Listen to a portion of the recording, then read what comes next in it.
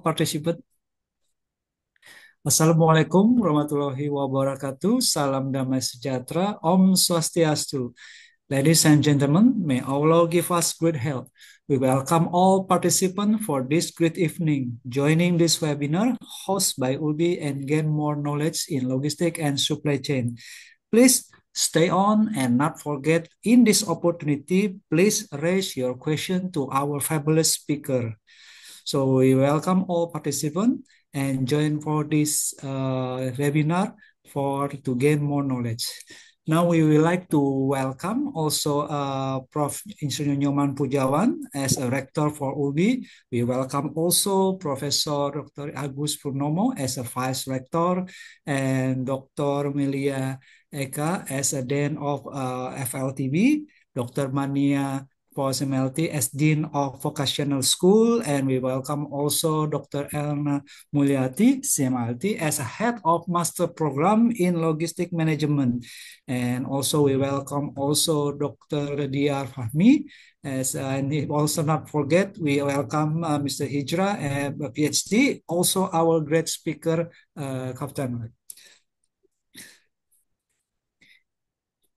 Now, I think that we can see whether our Prof. Nyoman is in the participant already or not. But if not, then we welcome maybe Prof. Insinyur Nyoman Pujawan as rector for this can give an opening speech.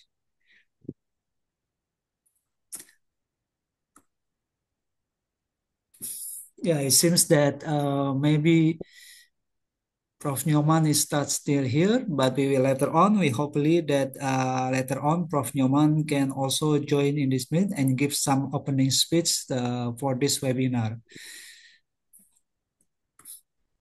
Before we start this, our great speaker to share his knowledge and all the material in this great opportunity, we would like to share our campus for the ULBI. And so other participants, we can know ULBI much better. Then so we are so proud with the ULBI.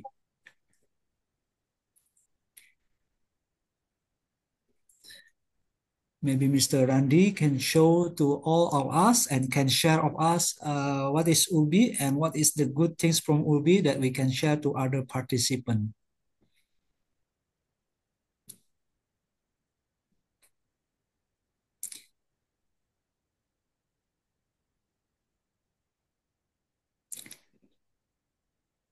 For you for information to all the participants in this event, that the Master of Logistic Management, or we call it MMLOG, as program at ULBI was officially established in 2023, and with a great honor, and also we are so proud that actually ULBI as the first university in Indonesia that focus on logistics, supply chain management, e-commerce, and business.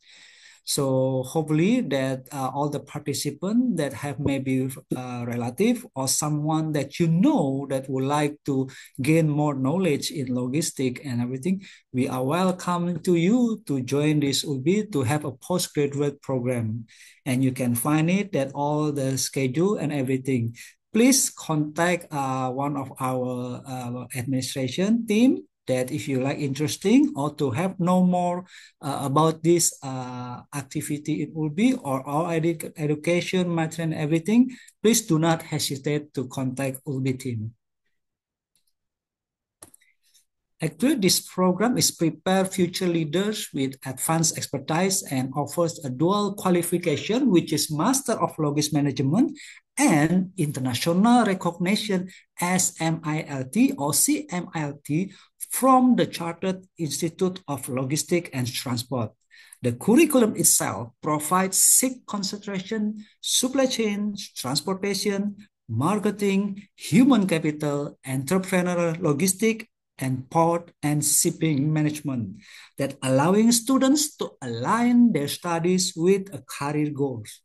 What makes MMLOG unique is the integration of academic knowledge with industrial-based competency, including freight forwarding, customs, international trade, and transportation.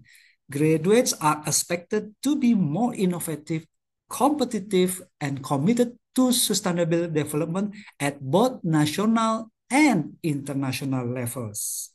So that's information that we can share. Of course, without have to, for spending time, we would like to welcome and for our honored guest, our speaker, Captain Kaushik Samanta, as a speaker for this evening. I will share some about curiosity about Captain Kaushik Samanta.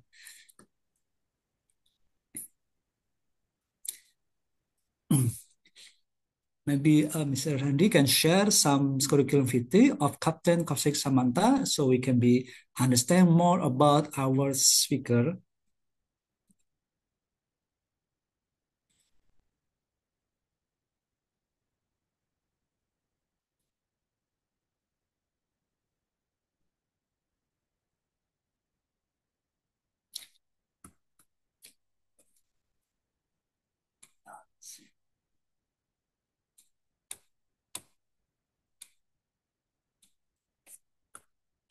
Oh, it seems that that I have to read the curriculum vitae. Give me a minute that I will share as our certificate.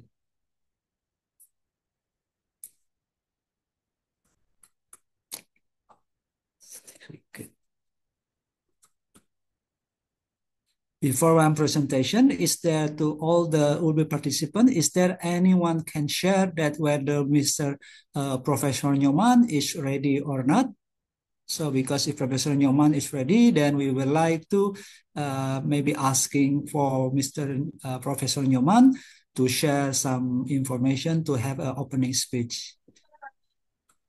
He's not ready yet, Mr. Stephen.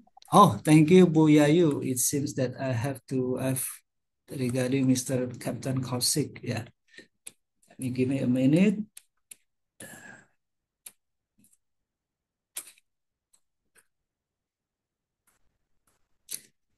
Hi, Captain Kaushik, Samanta. How are you doing? Are you doing great?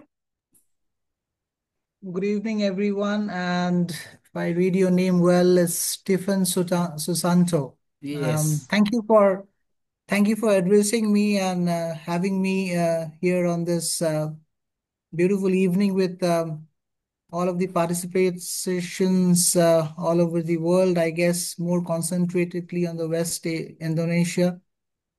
And I personally, I'm feeling quite excited, kind of having a reflection here for giving me this opportunity by my colleague, Dr. Hijra Saputra from the Higher College of Technology, Abu Dhabi, where we are colleagues in the Logistics and Supply Chain Department under the Business Division. So thank you all, and thank you to the team. And a special thanks goes to Dr. Ernie, who had been in the first line of communication with me. Okay, thank you. It's been Dr. Erna, Mr. Kaushik, we spell it Dr. Erna. Dr. Erna. My name yeah, Erna. Yes. yes. As we see, I mean, I've just read the. I mean, it's just a communication which has happened on the email. So it's obviously a pleasure seeing each other on this digital platform of Zoom, Okay. and waiting for all of you to start up with. And given the permission, I will also try to share my knowledge and experiences so far, Yes. as we are all ever learning as we are growing and sharing our insights to our next generation. So thank you. Yeah, thank you for joining and sharing knowledge with the ULBI campus. Yes, thank you, Mr. Kaushik and Dr. Erna. Now, without any waiting delay, I believe that you have a lot of information that can share us, which will become a benefit for us to understand more about what is your expertise. So, Mr. Kaushik, we welcome you. We are very happy to have this insight. So please share your material. We are so encouraged and waiting to get more knowledge. But of course, to all participants, please do not hesitate. I believe that Mr. Kaushik are very happy if any question that you would like to raise. This is a good opportunity to learn from the best. So please, during Mr. Kaushik share the presentation, you can start maybe writing some question that later on we give opportunity to all participants in this webinar to raise your question either by chatting or by offline. So, Mr. Kaushik, please welcome you and share your material. Thank you. Thank you, Mr. Steven. Thank you for this warm support and cooperation from ULBI. And we are here to support each other in terms of collaboration between the universities, right in Middle East to the West Asia, Indonesian land. And we believe that education basically doesn't have any region or continent as something to attach to. It's universal. So thank you, and I feel honored and privileged to be a part of it. With that, I'm sharing few insights. I would like to have this session more interactive. Request all the participants to drop in relevant questions, whatever query comes in into the text box, and based on that, we can take it forward. Yeah. So give me a moment. There we are.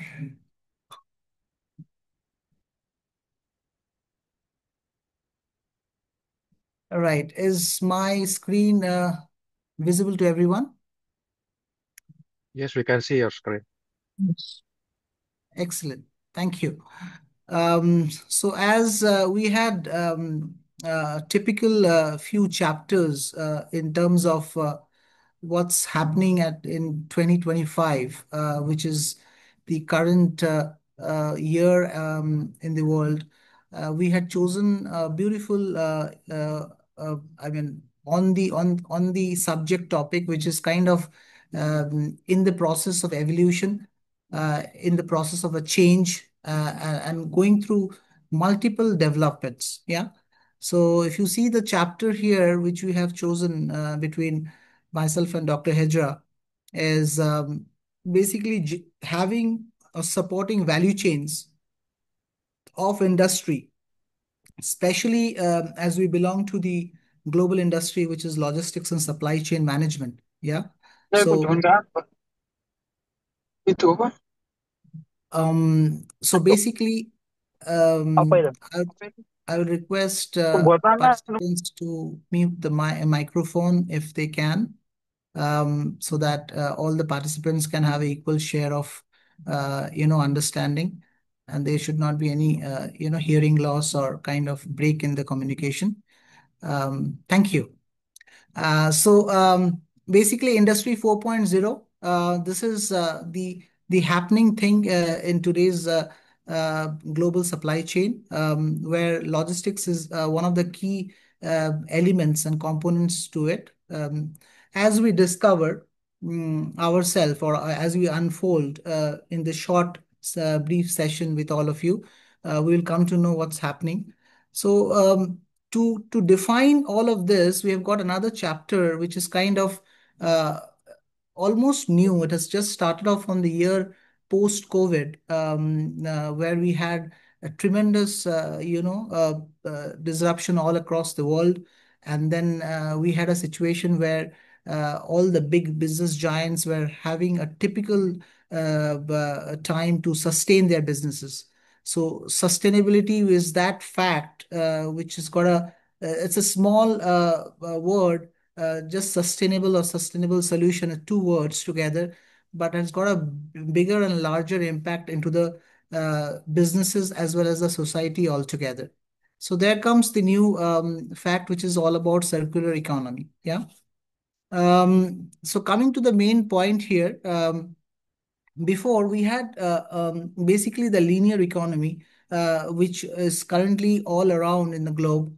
And we are also kind of, many companies are still in the process of transitioning from the linear economy to the circular economy concept. Yeah. So here we will also kind of give some information to all of you that what is linear economy. So linear economy is basically take, make, and like waste. So Mr. Kaushik, can you please make a presentation mode? Excuse me. I will just try if we can. A normal slide sorter. Is it? Yeah, that one. All right, excellent. Clear to everybody? Thank you. Yes, it was clear already. Clear. Thank you. Yeah, so basically, take, which is number one, make, and then we are talking about waste and dispose. Yeah. So it's like driving ourselves to the next level where we're just not looking at take, make, dispose. After we waste or dispose, we are looking at bringing that value of the waste into something credible so that it brings back to the initial state where we started from. So all my students and my participants here, it's all about uh, trying to create a kind of circular chain, or as in like a uniform chain, which brings back ourselves from the waste, kind of creating a different kind of a product value in terms of value chain to start it from the source. Yeah. So that's all about what's happening. And it's not just a small thing, it's always in a rethinking uh, process. So every personality or every element in this supply chain business is a contributor to all of this.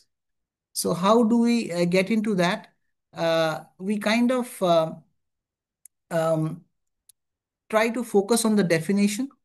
So the next slide is very clear to all of you, where we kind of making it very clear that we are trying to deliver product and services, but we want to have the product and services with us in sense in to add value to the business in terms of an extended lifetime, or which is called a product life cycle. Yeah. And then obviously any business will look at optimization, efficiency, and effective utilization of the resources. So the question is, how are we going to map it in such a manner that we end up, on a key focus on driving, which is called the circular economy or the circular economic business in terms of creating value for our stakeholders. Now, my question to all of you, I mean, before I deep dive into the subject, what do we understand from stakeholders in the supply chain business? Anybody can be voluntarily answering the question. So if you can identify the stakeholders, then we will be able to have a better reflection of how you're going to connect each of them.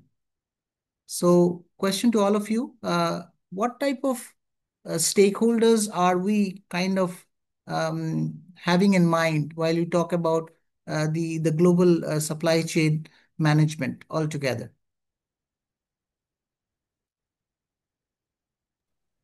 So it is a good question to all participants. Maybe would like to interesting to share their maybe idea. I think to Mrs. Captain Samanta, please don't hesitate.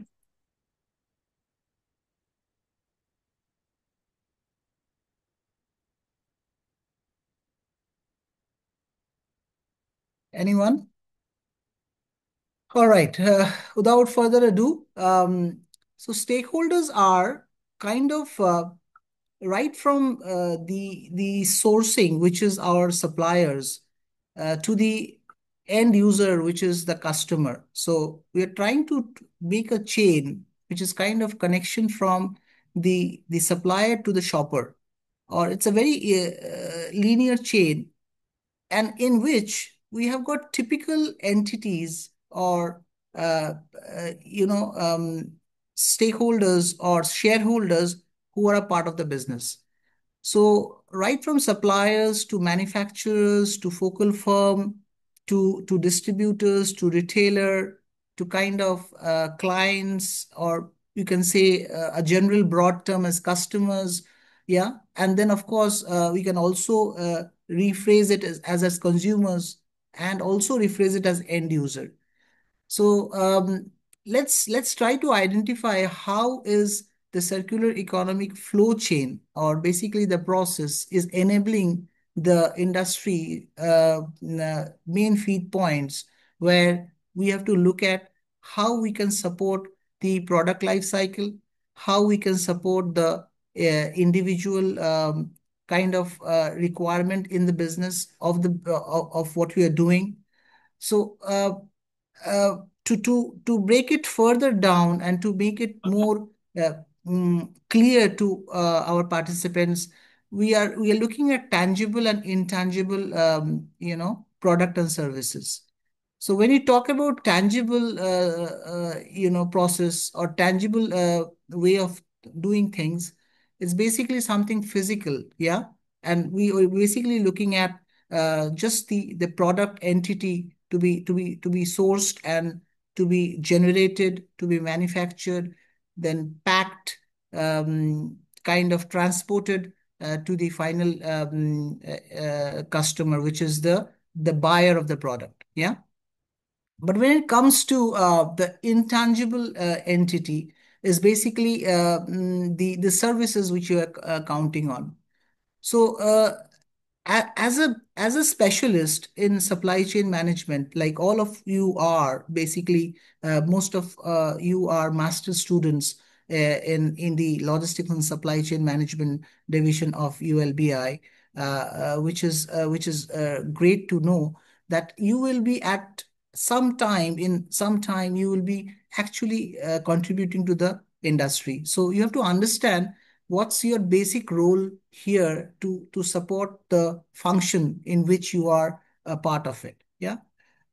So in this, in the traditional or the conventional, which is the linear, I would say, economy, we had only ourselves as resources taking part into it. So let's say we used to always keep in mind that we are the resources, that's the man, then we had the machines, then we had the material, and then the money, which is obviously without money, we are not moving anything. And then the business model, which is the model which is basically the design by which we do it. But in circular economy, we kind of just not looking at this part of it, because this is kind of very traditional and conventional, where most of the things are basically ourselves involved into it, engaged into it. We are kind of doing everything. But here, if you see on the screen, there are three elements, which is kind of something happening now, and we are also looking forward in future, which is called IoT, which is Internet of Things. We're talking about capturing and extracting big data analytics, which is kind of understanding data, looking at different patterns, even extracting information out of it, critical information, I would say. And then using that report, we are being, kind of taking decisions, which are kind of informed decisions to support our business.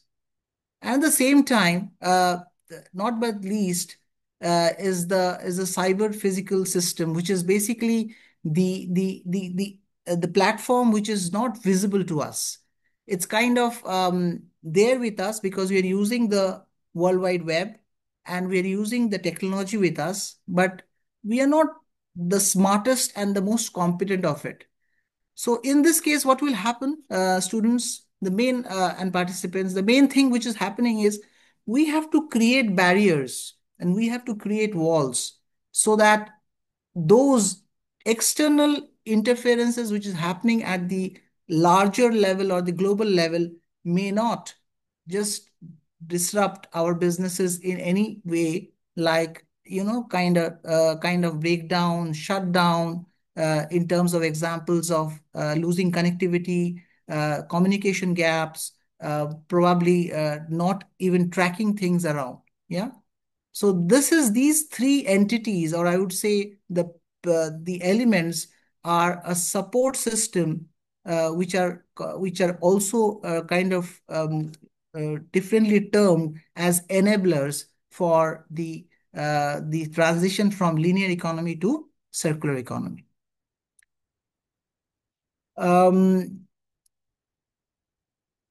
The next most important factor, which is quite significant in in all of us here, is we have just started in this topic, and we are trying to develop and trying to rethink about this, that how we are transitioning from linear economy to circular economy.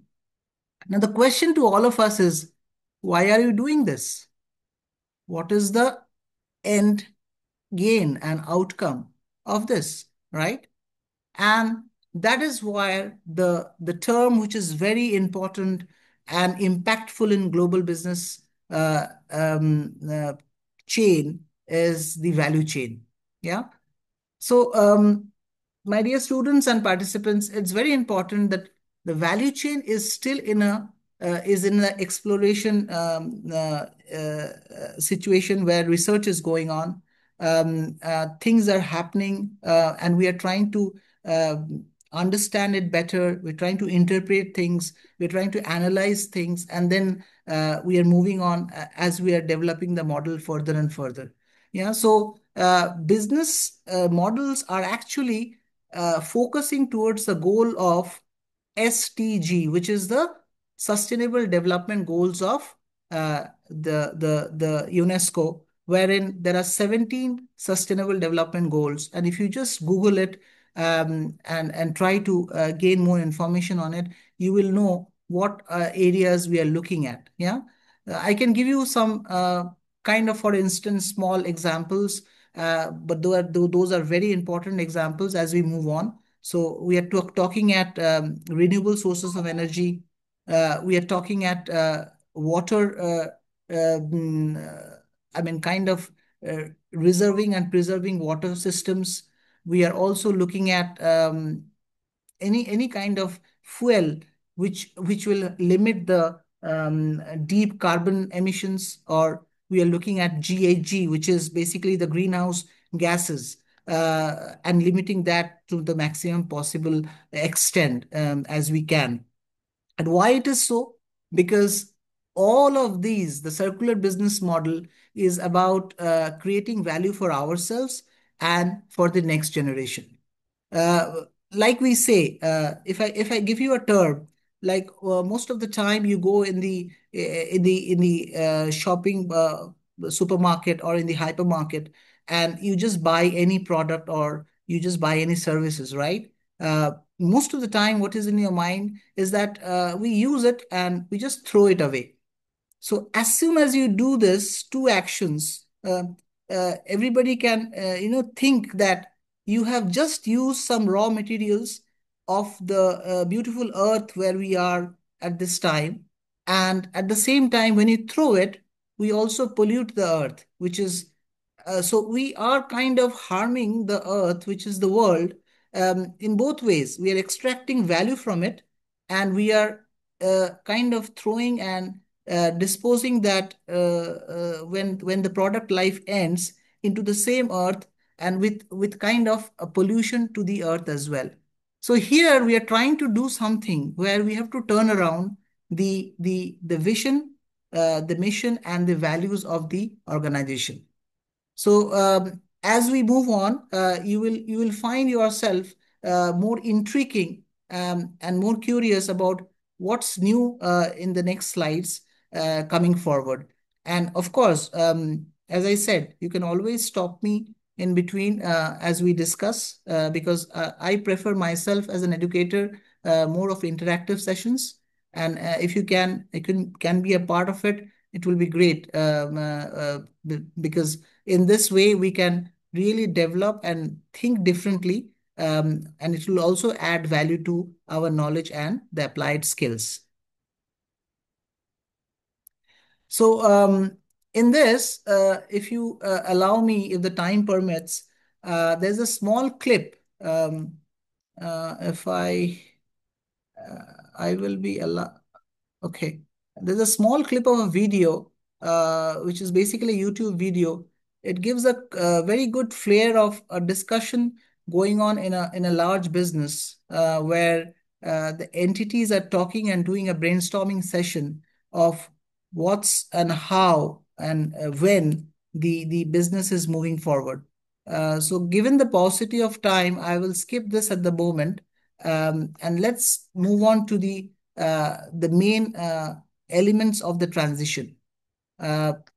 So at large, supply chain business is kind of upstream operations. Then we have the focal point, which is the manufacturing house, and then we have the downstream operations, or the downstream end of the business. Yeah. So circular economy, basically transformation is happening in such a manner. If you look at the first leg of this slide, it's about the inbound and the outbound logistics. Now, question to all of you before I move a bit on that. What are the three elements of logistics do we cater to uh, in terms of the greater part of handling the workflow, or facilitating the workflow in supply chain? What are the three pillars of logistics we kind of mm, facilitate while we manage the workflow, information flow in the supply chain business? Anyone? Any volunteers are most welcome.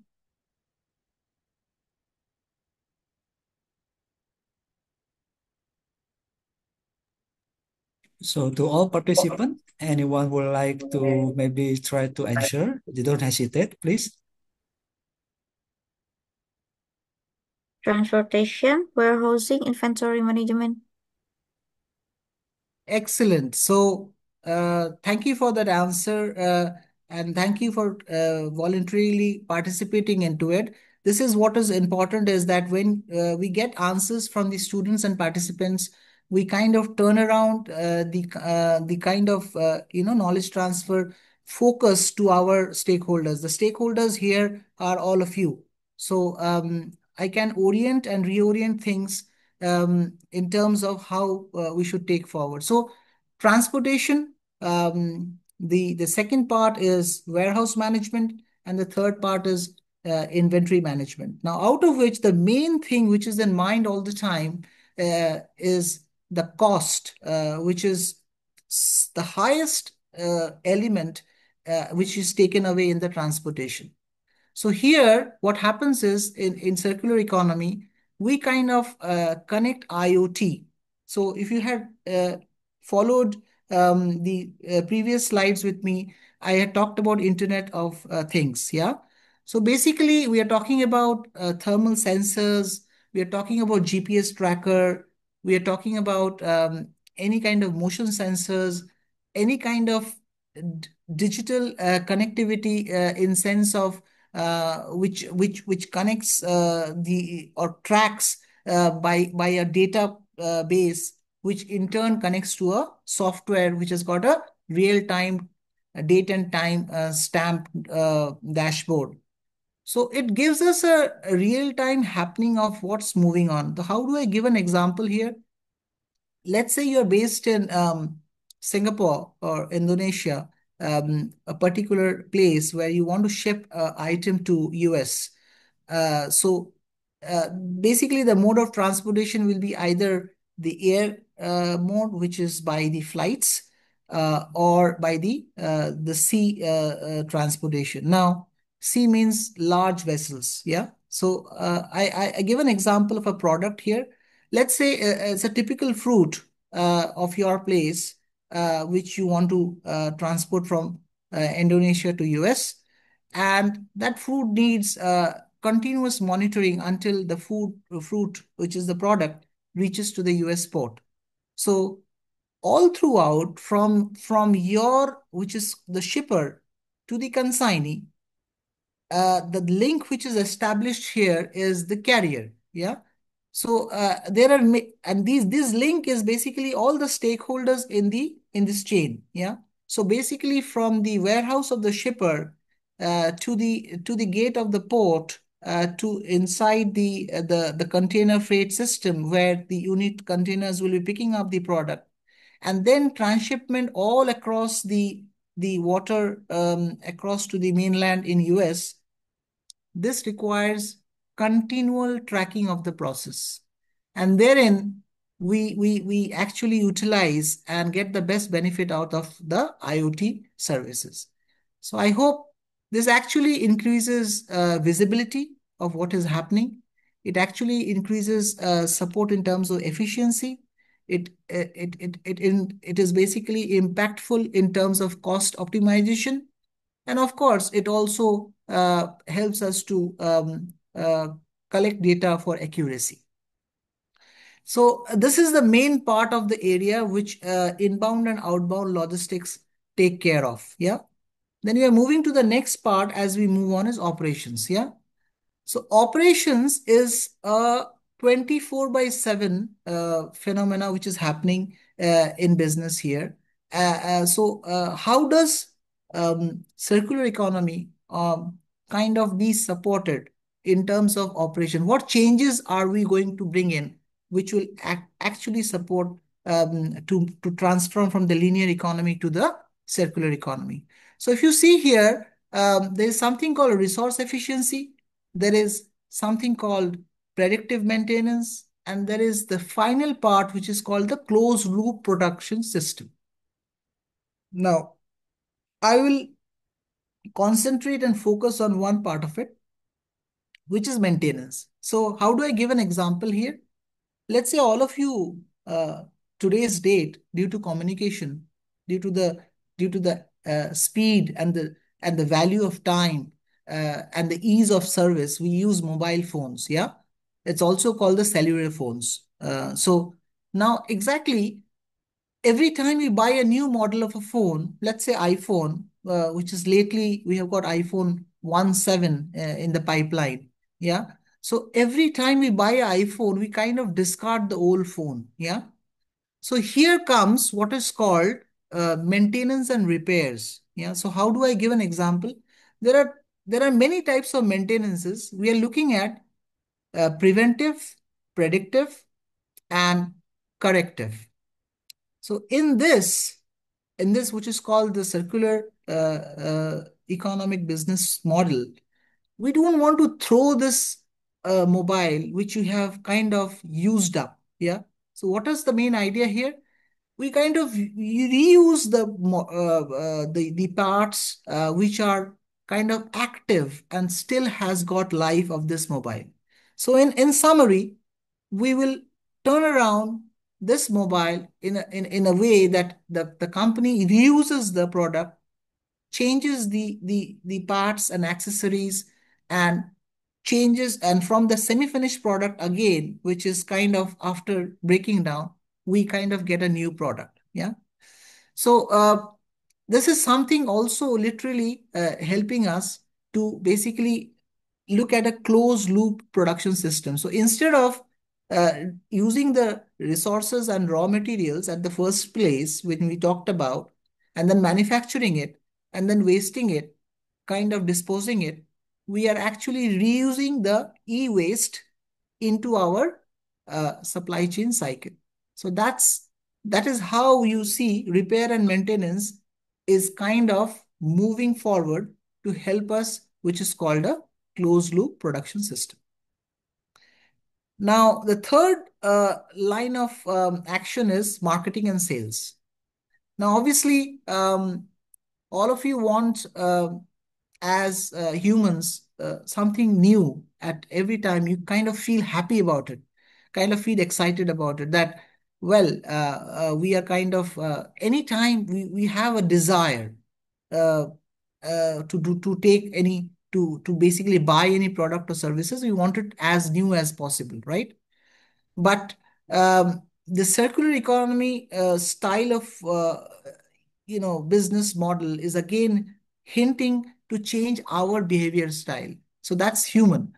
So what is the thought and emotion and what we should work on is that instead of putting anything which is kind of wasting it, we first thing which should hit in our mind or kind of make us start thinking about it is that we are going to pollute the beautiful earth, yeah, the earth which has allowed us, permitted us to live our life, yeah.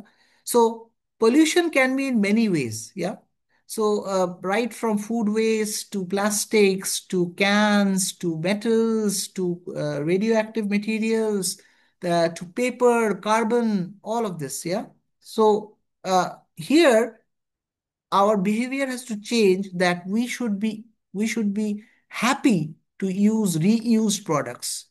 We should be happy to use reconditioned products, or we should be also happy to use aftermarket products. Yeah, what is aftermarket products? In industrial sense, a product which is used for some time, some period of time, and again goes through a reconditioning process, as in unboxing, cleaning, maintenance, spares changes, and all of that is again sold in the market as aftermarket product. So we should have that sense of mentality to accept that this is the new way of living. This is the new way of having utilization of product and services.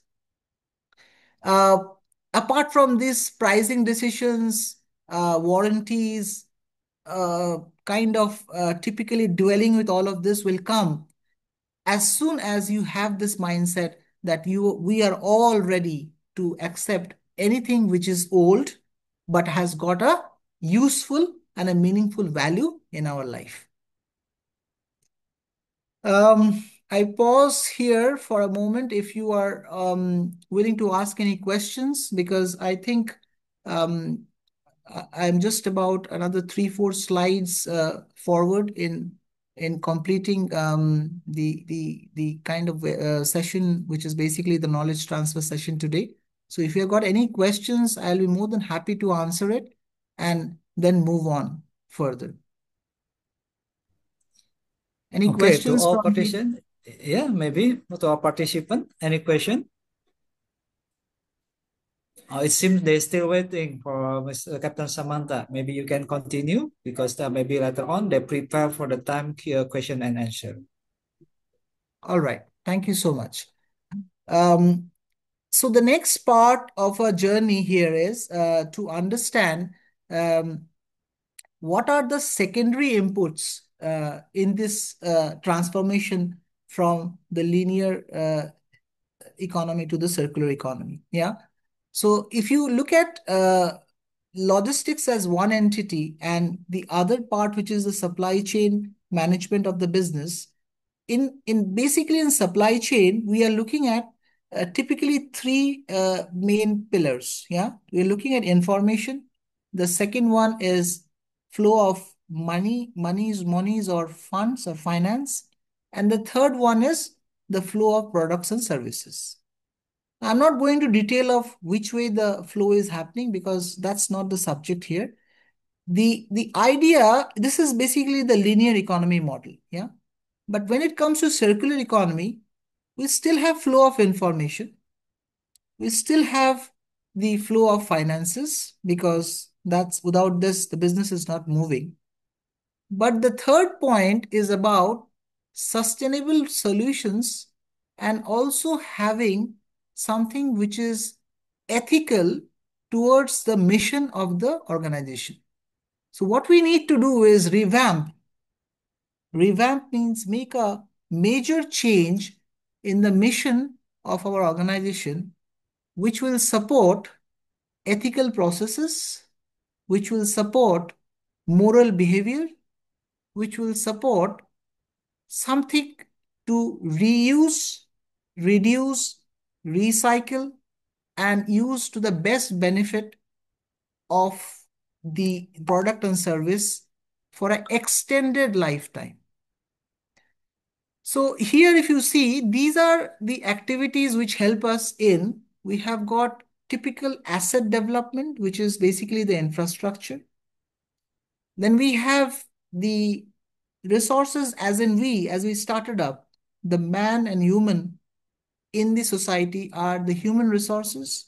So definitely that's something which is going to make the change, because we are the drivers and we have to apply it in different sense and form. Then we have the technology solution. I'll talk about a bit on the big data analytics, because today's date is all about, you're kind of hearing it, artificial intelligence. I'm going to come on it. And the fourth point is the department which is the most important in terms of buy and sell. So that's the procurement department, right? So on the technology front, I would talk about big data, as I just now mentioned it. So here, what is happening is, before we used to manually gather data and work in Excel sheets, do manual improvisation of it, rethink, talk about it, had business meetings, brainstorming meetings, used to sit together, analyze the data ourselves, and used to take long and long hours of time, which is called man hours.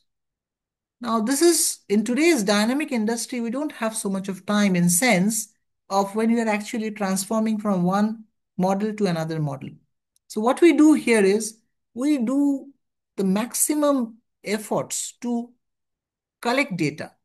And if we can collect correct data, means accurate data, then the backend systems, which is basically driven by artificial intelligence in terms of large language models, in terms of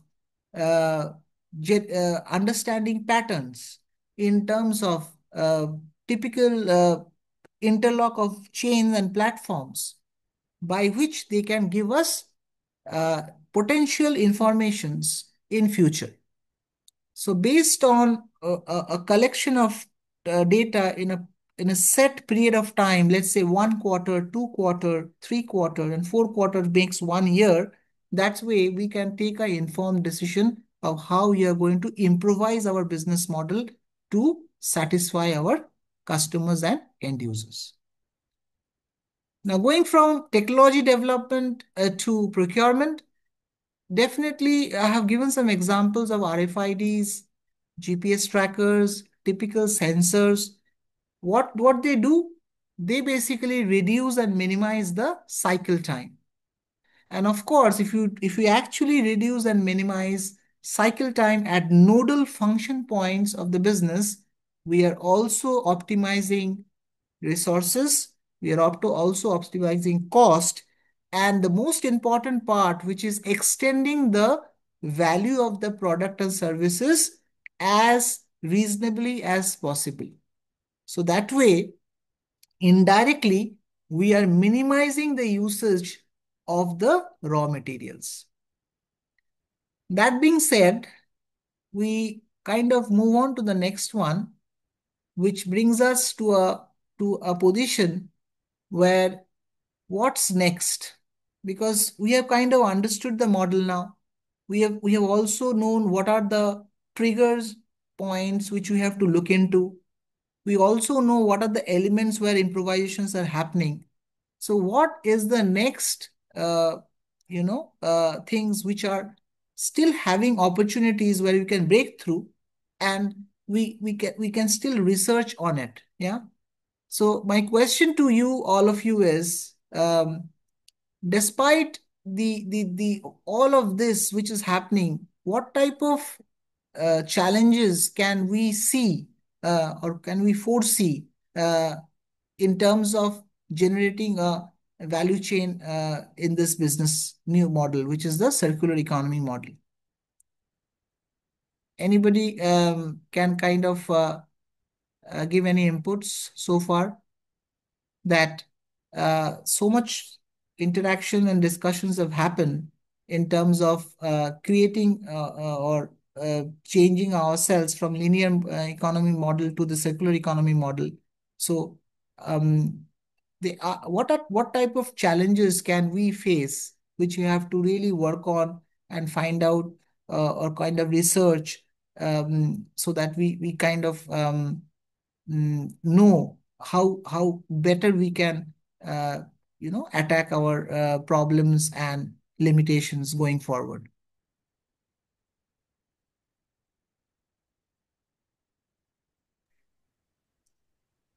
Hey, Captain Samanta. Yes, please. It seems that there are some questions from all the participants in chat room. Maybe you would like, we can share during, so more interactive, yeah. The question is from the participant is, enabler and omnichannel provider now competition with the contract logistic provider. Is the trend changing after the ELT trend now increasing? Since the enabler and omnichannel provider give more service and touch to the customer directly, including B2B and B2C. This is from Mr. Krishna. Maybe Krishna, you can later on. We have Krishna already. It is correct, Mr. Krishna. This is kind of your question. Parallel that Mr. Captain Samanta, I believe that you have some first slide. But of course, there are some time limit. Maybe later on, Mr. Krishna can maybe just have a short question, brief, yeah, because we are limit of time. Okay. Is correct your question? Thank you, Ms. Krishna. Okay, so the question is, because now I'm working in enabler and omnichannel company. Previously, I'm working in 3PL. So since the enabler and omnichannel will chasing the contract logistic from the 3PL, because our business also now can do the B2B. Let's say what anything can do by the 3PL from the contract logistic. Also now we can do, because we can touch the customer directly. If they do last mile, middle mile, and the first mile, we can do everything now. I think this will be challenging for the 3PL. This is impact from the IoT, or in the future things will change, something like this one.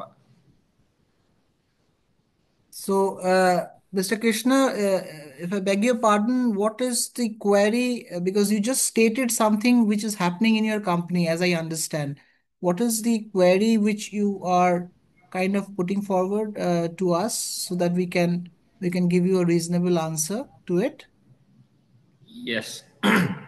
Let's say there is one product. So when the contract logistic, like a multinational company, they do, like, let's say Unilever, they do the imports, anything, and then production also they manage logistic, and then the production output will be stored to the warehouse, right? And then delivery to the distributor or anyone. But now, since the IoT also, then there is a new enabler and omni-channel process in the logistic. They can provide the services, all the same services, but additional is they can touch the customer, connecting with the marketplace, anything. So I think there is a good chance for the enabler and the omni-channel, right?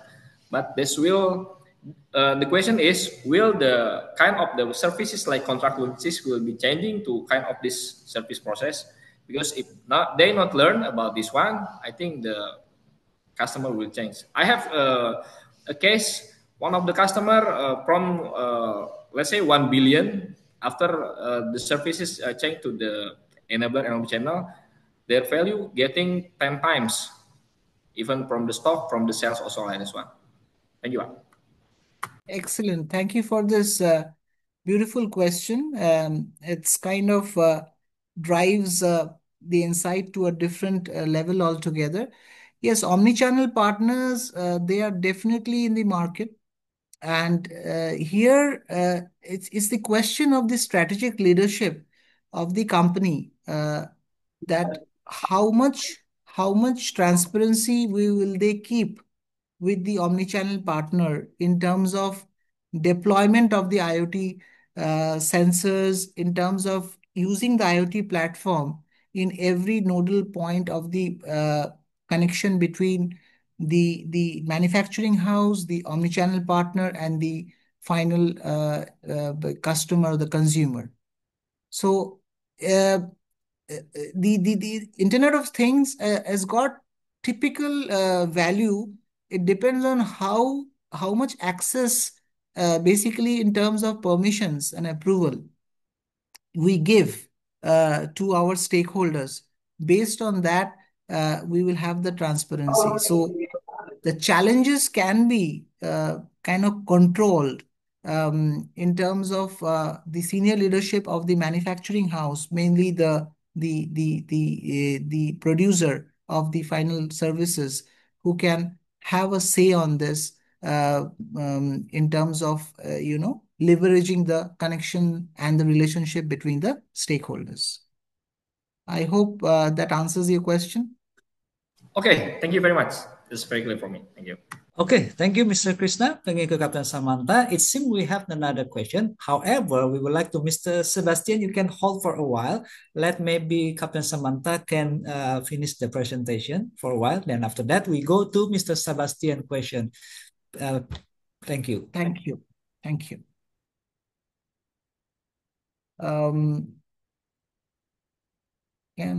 Yes.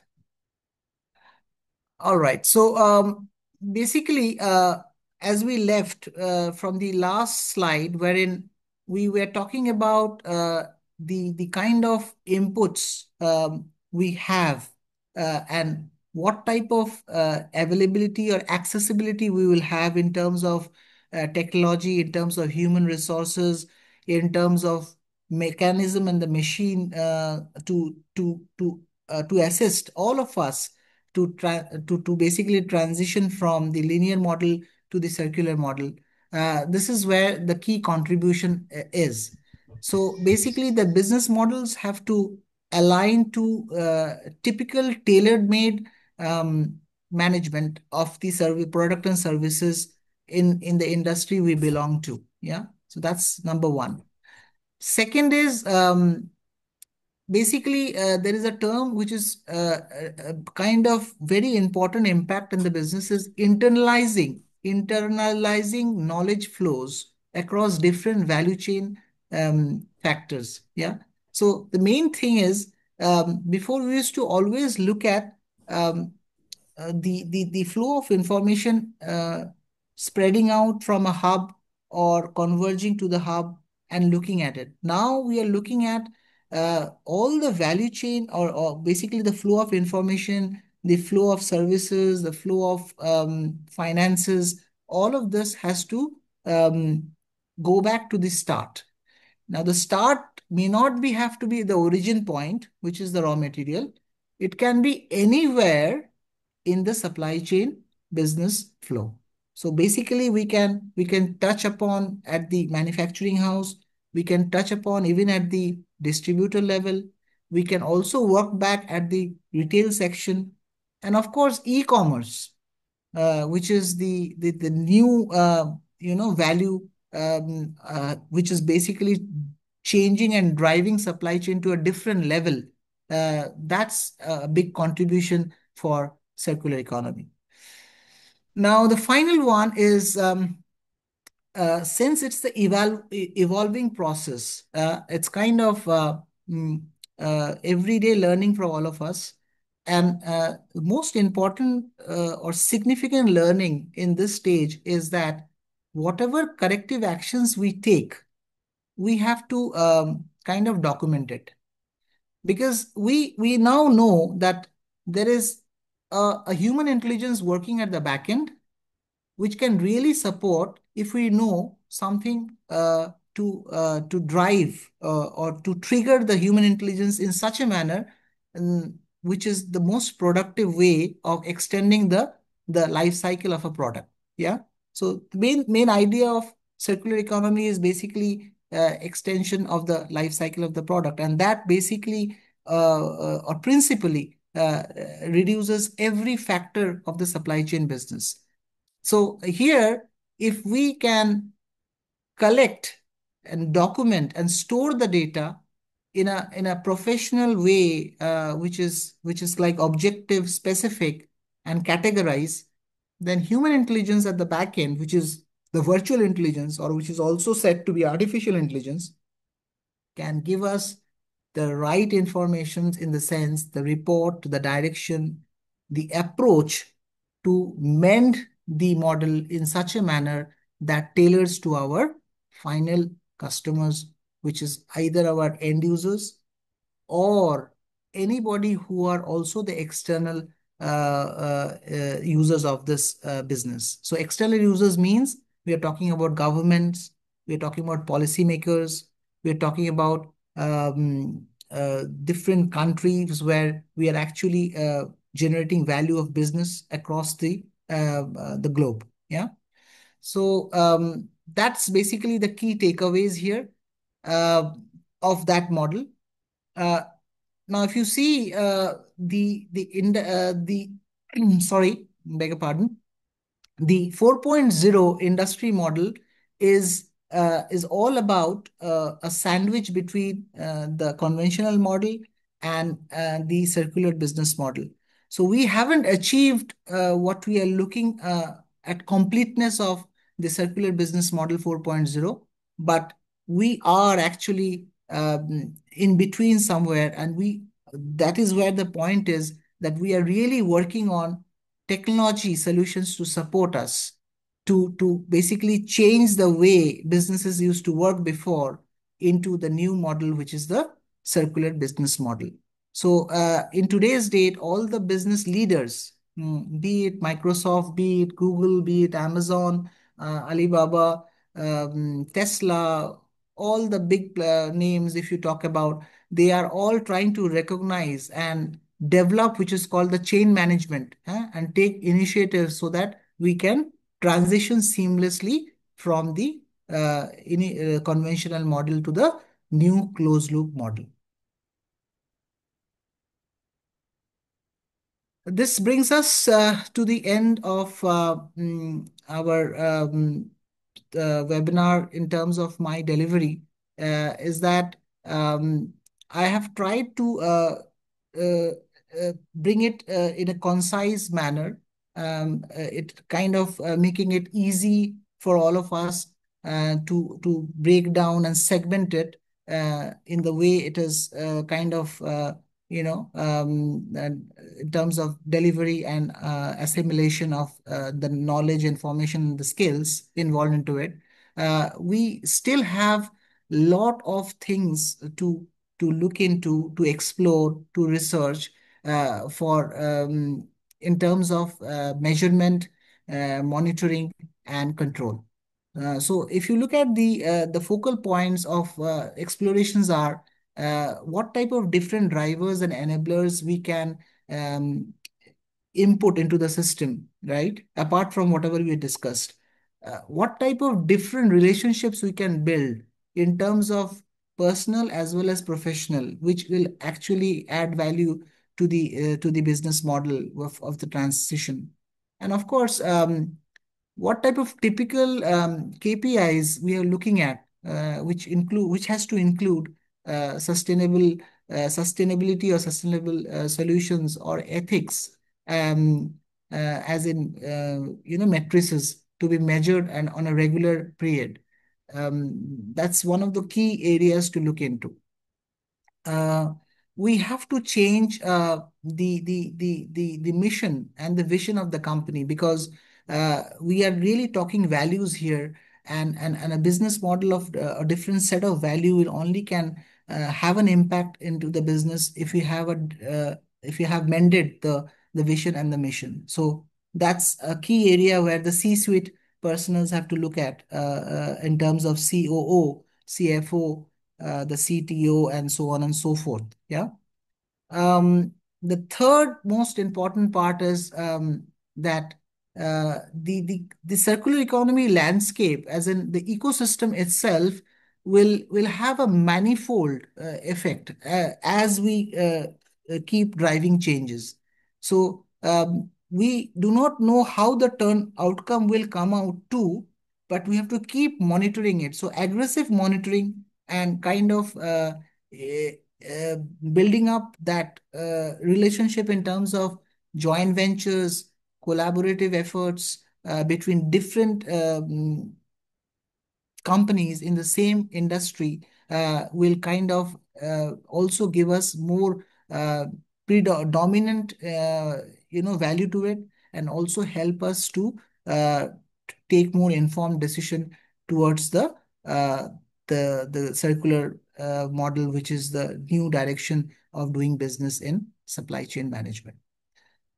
With this, I kind of end my presentation, and I'm open to question and answers from uh, my students and participants who are willing to interact and take this webinar in a more meaningful and positive manner. Okay, thank you very much, Captain Sarah and Samantha, for the insightful presentation. Now you move on the Q&A question. I think that we have two people raise hand already, Mr. Sebastian and Mr. Yudi. That later on, if anyone that maybe would like to have a question or share some experience, we will read. But before we go to the participant for question and answer, it seems that I saw already that Professor Agus and Ibu Meli had joined this webinar. So I would like to ask whether Professor Agus would like to say greetings.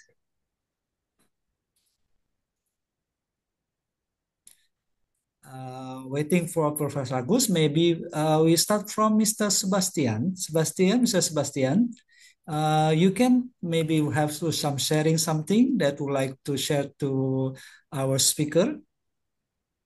Okay, sure. Thank you so much, Pak Stephen, for the time.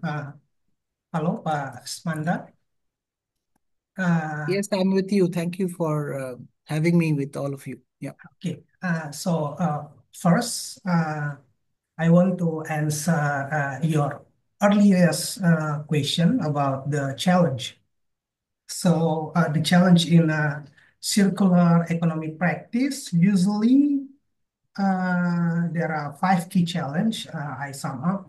The first mostly is about economy, because high initial cost, and then a big company or stakeholder that doing the circular economy, usually they find it unclear in returns. And then second is about operation, yes. And then regulatory from the about the policy from the government, and then the cultural of the society, and then the last one is usually about the collaborative. So collaborative work between each stakeholder that doing the circular economy practice. From there, it lead to my question about the argumentation relating to the key to accelerating circular economy adoption in logistic and port industries. Actually, it lies in incentives. So many scholars and researchers, I've already read some article that argue about this incentive, whether in the form of tax breaks, subsidies, or supportive regulation. So companies are not merely following a green trend, but actually gaining tangible value from efficiency and waste reduction. Now, if we shift the focus slightly toward marketing, how do you think circular economy principle can be embedded into marketing and sales strategies, particularly with the support of digital technology, in order to build consumer trust and encourage wider acceptance of circular products or service itself? Thank you. Thank you for the question, Mr. Sebastian. Interesting question. Digital marketing, definitely in marketing and sales and business, is doing tremendously well. And as you said, circular economy development or transformation of this model for many companies, they are utilizing digital marketing as a tool to it. So the most important fact of using digital marketing in sense is that how we can incentivize, how, as in the organization itself, not talking about any other stakeholders, the internal stakeholders of the company, how we can incentivize our end user, as in the consumer, in kind of using the green products. I would say this way, because the product and services which are kind of outcome and manufactured through the process, which is the circular economic model process, is itself differently abled, right? So if we kind of, as business owners, look at like discounted prices, or we can look at typical solutions wherein if you go in for bulk orders of these, we can look at cycles of the business where we can support them with additional waivers on the units for this purchase of I mean green products, or which are kind of different valued sustainable products. Same time, looking at external stakeholders like governments, if the government were the policymakers, they also advise and direct the organization to to assess to assess the companies on a lower tax bracket who are actually using products which are of recycle origin, which are reused origin, which are having a quantified extended life cycle. So that obviously will also indirectly value our in terms of cost, will value our end user and consumer.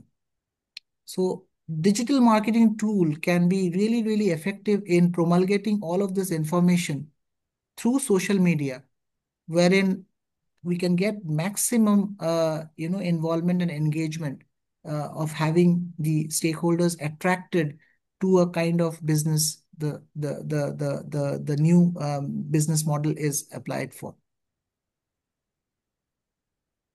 I hope I'm able to kind of answer your question as you had queried.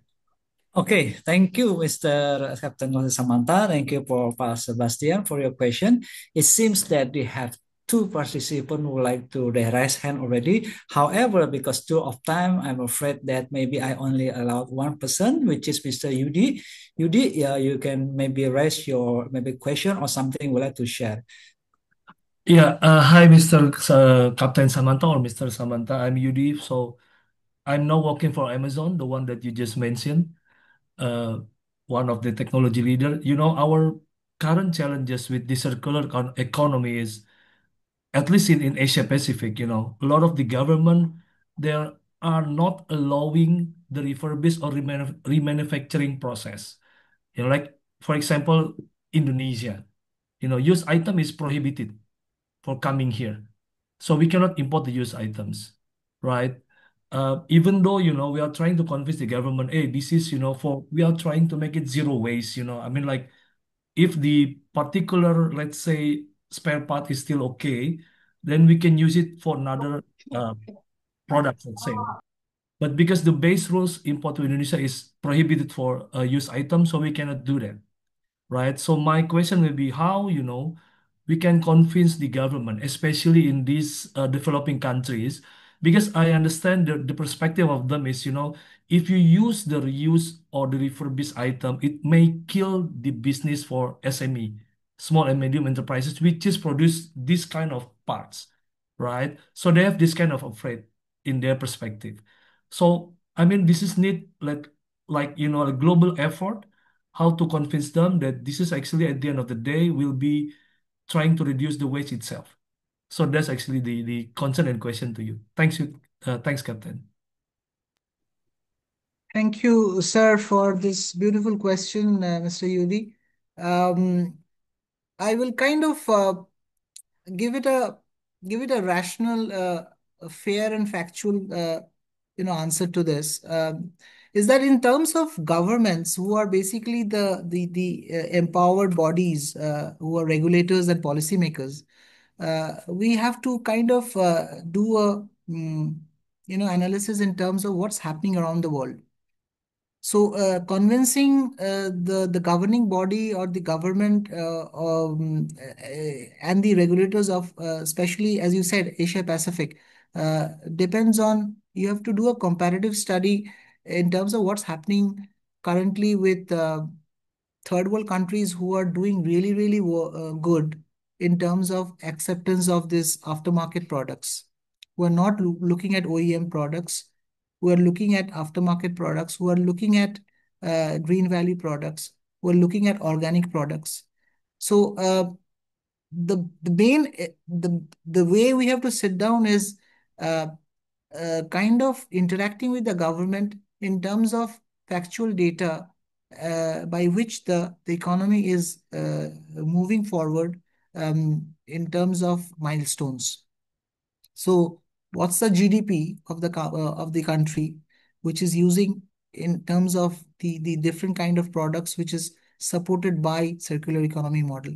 So, if you can do a factual data analysis and kind of sit together in review sessions with the government officials and try and interact to them that universally given the time over say 5 years or to 10 years timeline, which is just the minimum for a new model to kind of settle down and stabilize in the economy. We it is basically a tested tried method. So frequent interaction with the government, uh, interacting with consultants who are internationally acclaiming that this model is going to be successful in the near and far future. Having factual data in place. And of course, as you said, the officials who are into the government roles and functions, they have to be kind of, it's again a debate for and against. So it's as I said, the model itself is on a test trial mode, and it is in explorations, and there are many research papers which are in the pipeline. So all of us, like professors and scientists, are working on it at different segment and aspects of it. So this is what my version of it will be, that convincing them on a comparative basis with other economies around the globe who have already haven't got a result and outcome out of it, and probably greener and shiner days will be there with you as well. Thanks, Captain. Interesting to see the development of this new model. Thank you, thank you. Thank you.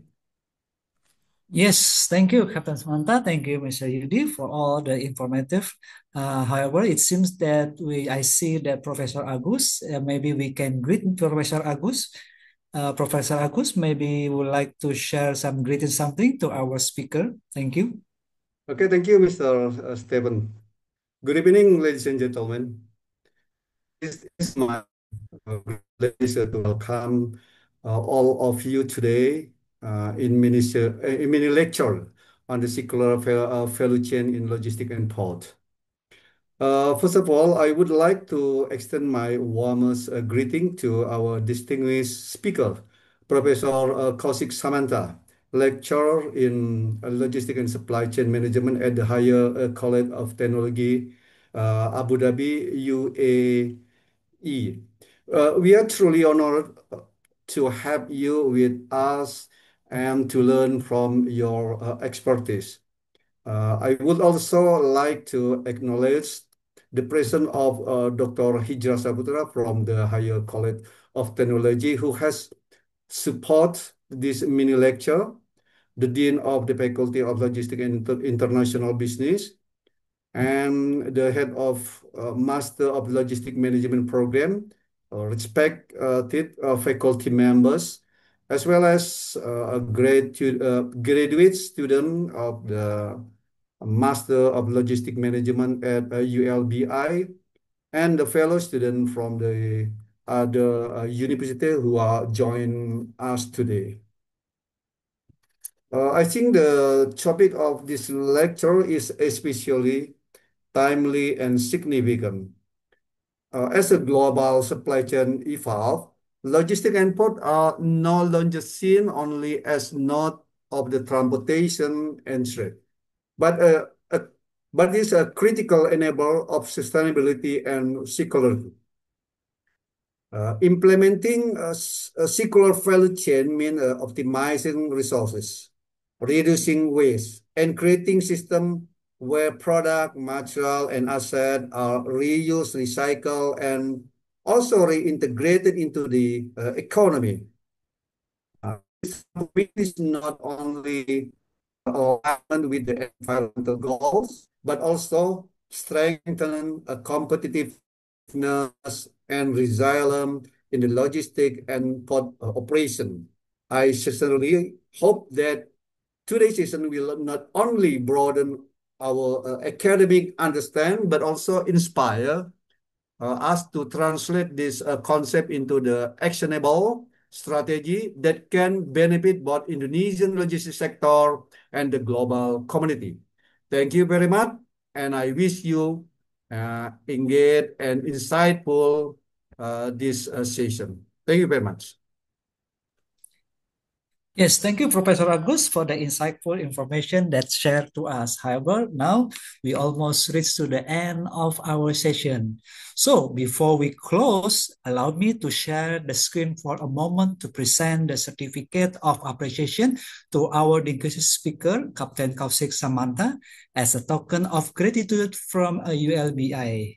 As you know that we are so very full that Captain Samanta can join for this event because as an experienced professional in the field of shipping and logistics with an extensive international exposure and contribution in maritime operation and global logistic management, we are truly privileged to have you with us today, Captain. It's very nice to us and learn something. So again, now maybe waiting that our team to share some present the certificate of appreciation. Yes, now we will later on, we will move soon prepare. We will go to the photo session. Now to all participants, we'll like maybe start open the camera. Yes, now. Okay, Captain, this is our certificate of appreciation. To certificates personally to Mr. Kaushik Samanta. It's a great honor for you to we can join here and share your valuable information. Thank you very much. Have a great welcome from us and thank you. Now we are going to photo session. Now I would like to kindly invite all participants. Please turn on your camera for a group photo and give us your best smile. Okay, prepare ready. So to all the hosts, are you ready? 3, 2, 1. Yes, give your smile. I have another again, maybe. 3, 2, 1. Yes, thank you. Maybe another participant also. Yes, 3, 2, 1. I think Please, yes, it's enough. Logistic symbol, please, in your Oh, hand. yes. Thank you very much, so Mr. Agus. Now, as you know already, in Indonesia, we have a symbol. We call it logistic symbol. Logistic To all symbol. participants, The yes, L, please. L symbol. Yes, please. To all participants, please sharing your L symbol. Yes, I don't know which one. L, which one? Okay, now we show L symbol. Now we take another picture. Please give your big smile. 3, 2, 1. Logistic. Thank you very much. Yes. Now, ladies and gentlemen, we have now reached the end of today, the mini global lecture. On behalf of the University Logistik and Business International, we sincerely thank you, Honorable Professor, distinguished speaker, and all participants for joining this academic session. We hope this lecture has been insightful and inspiring for all of us. See you in the next event.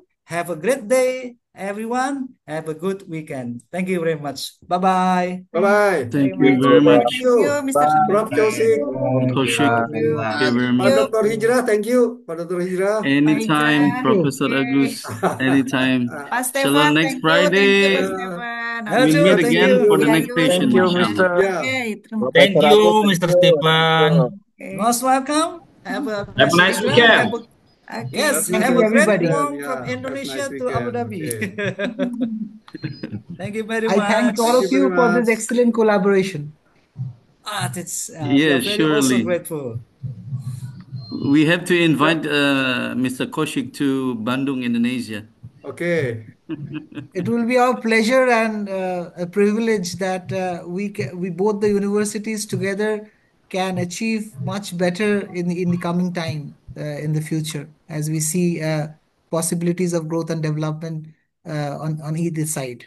Yeah, thank you. Right. Thank you. Pak Kaushik. We will invite Professor Agus as well to Abu Dhabi to start the MOU, I guess. Right. Yeah, inshallah. Inshallah. Yes, for sure. For further collaboration, inshallah. Thank you very much, Thank you very Mr. much. Yeah. Kaushik. It's an Mas honor Stephen, to thank have you you very with much. us. The good of master ceremony. Yeah. Mr. Stephen as well, mashallah, so Ismail, much mashallah. Yeah. His encouraged English Yes. with is our the Most best great webinar. English welcome from in our Indonesia. student. Great warm to all of us. We'll see you again next Friday, inshallah, with the next distinguished speaker, inshallah. Let's see. Inshallah, inshallah. See you. Great Thank you. collaboration, Dr. Hijra and everyone from the ULBI.